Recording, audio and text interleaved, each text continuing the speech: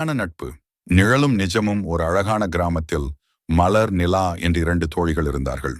சிறுவயது முதலே இருவரும் இணைந்தே வளர்ந்தவர்கள். ஒரு முறை அவர்கள் பக்கத்து ஊருக்கு செல்ல ஒரு அடர்ந்த காட்டை தாண்டி செல்ல வேண்டியிருந்தது.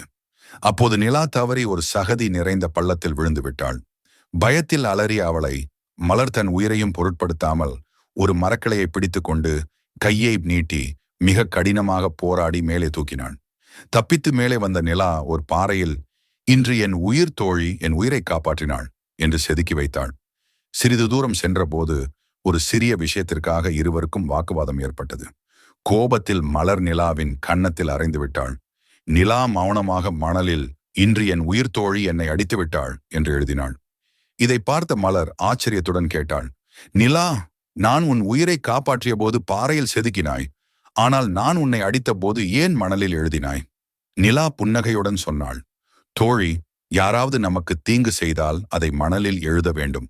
அப்போதுதான் மன்னிப்பு என்னும் காற்று அதை அழித்துவிடும்.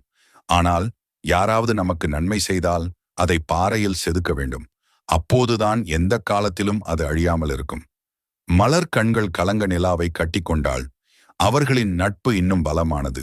கதையின் நீதி: நண்பர்களுக்குள் மனக்கசப்புகள் வருவது இயற்கை.